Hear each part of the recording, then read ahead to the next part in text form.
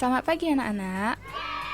Kali ini kita akan masuk materi tentang pengaruh keunggulan lokasi terhadap kegiatan transportasi. Oke, minggu semalam kan kita udah bahas nih pengaruh keunggulan lokasi terhadap kegiatan ekonomi. Sekarang kita ke transportasinya nih ya. Oke. Nah, secara garis besar transportasi ini yang berkembang di Indonesia itu ada 3, yaitu transportasi darat, laut, dan transportasi udara. Nah, kalau ditanya nih, transportasi mana sih yang paling lama dan transportasi mana sih yang paling banyak digunakan? Otomatis darat, ya kan? Karena nih masyarakat atau kita ini pertama kali hidup itu di dataran, ya kan, di darat gitu kan.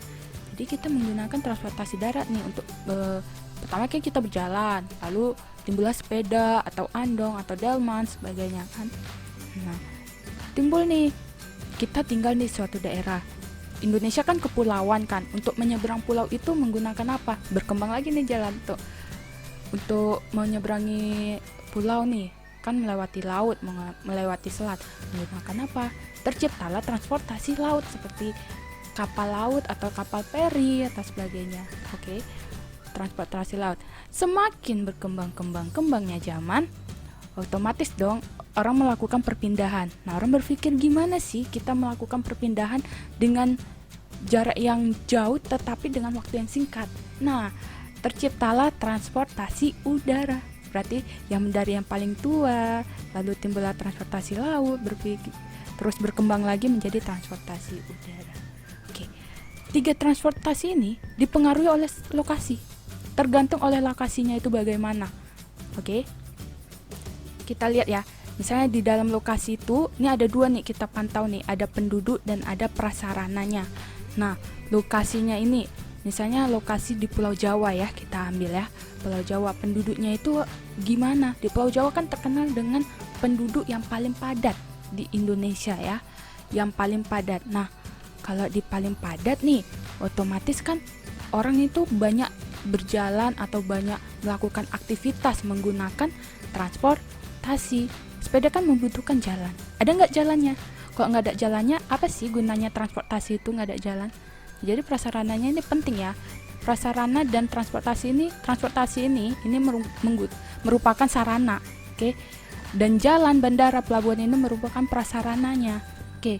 Jadi tergantung nih lokasinya bagaimana. Apakah lokasinya penuh penduduk, apakah prasarananya itu lengkap atau enggak, nah itu berpengaruh dengan transportasinya.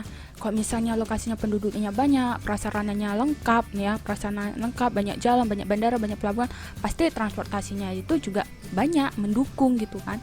Beda lagi kok misalnya lokasinya nih masih pelosok, penduduknya itu masih sedikit, prasarananya itu jalannya juga masih sedikit, banyaknya jalan berlubang, jalan aspalnya dikit, bandaranya kecil, atau bahkan sama sekali ada tempat yang nggak ada bandaranya, otomatis kan transportasinya ini tidak lengkap. Kalau nggak ada bandara, transportasi laut dan transportasi udara.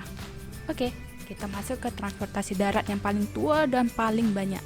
Nah, sarananya nih paling banyak. Ada kereta, ada mobil, ada bajai nih ya, kereta api, becak, bis, angkot, dan juga sepeda. Oke, prasarananya ini otomatis jalan dong ya kan. Nggak mungkin dong dari semua banyak sarana ini, alat transportasinya ini banyaknya nggak ada jalan. Otomatis kan ini tadi pengaruhnya, dia nggak bisa berfungsi sarananya ini kalau nggak ada prasarana. Saling berkaitan mereka. Nah, begitu juga rel kereta api. Apa gunanya kereta api kalau nggak ada rel? Kan nggak bisa jalan kan? Nah, jadi transportasi daratnya ini nggak berjalan, nggak berguna gitu, nggak berfungsi. Nah, pengaruhnya ini lokasinya tadi Jika suatu lokasi nih penduduknya semakin padat, maka dong banyak penduduk yang makin banyak menggunakan transportasi daratnya ini. Nah, pengaruhnya apa? Ya juga prasarananya itu harus semakin banyak. Semakin banyaknya sarana, semakin banyaknya kereta, mobil, dan lain-lain, harus semakin banyak juga jalan dan juga rel kereta api. Di Indonesia nih, contohnya di Jawa kan, sarananya nih mobil, kereta, atau lainnya ini nih banyak sekali kan, bis atau apa banyak kali. Dan juga nih jalan prasarana ini juga harus banyak. Seandainya sekarang lah kita jumpakan, kan banyak nih sarananya. Jalannya itu di Jawa itu udah banyak, tapi kayak sepertinya itu seperti kurang banyak gitu kan. Kenapa gitu? Karena macet. Oke, kita masuk ke transportasi kedua, yaitu transportasi laut. Sarananya itu ada sampan nih, ada kapal-kapal kecil, kapal pengangkut penumpang, kapal pesiar ya. Prasarananya itu ya pasti dong laut atau sungai. Dimana sih bisa lewat kapal ini kok nggak ada ini ya kan? Kok nggak ada sungai, kok nggak ada laut. Oke, tempat pemberhentiannya itu ada di dermaga atau pelabuhan. Di sini kapal ini ngisi bahan bakar atau mengangkut penumpang atau mengangkut nih mobil-mobil, atau ada untuk ekonomi ya, jual-jual ini diangkut nih bahan-bahan industri dari kapal ya kan. Nah, pengaruhnya ini apa nih? Nih, jika suatu lokasi nih dekat dengan laut atau sungai dan juga penduduknya ini padat, maka sarananya ini kan akan semakin meningkat. Otomatis juga dong prasarananya meningkat. Oke, kita masuk ke transportasi udara nih. Sarananya ini ada pesawat dan ada helikopter. Prasarananya ini ada bandara nih. Ini ya ibu contohkan aja nih ya, Bandara Kuala Namu. Kita bangga dengan bandara kita. Dan juga ada helipad, ini tempat berhenti helikopter.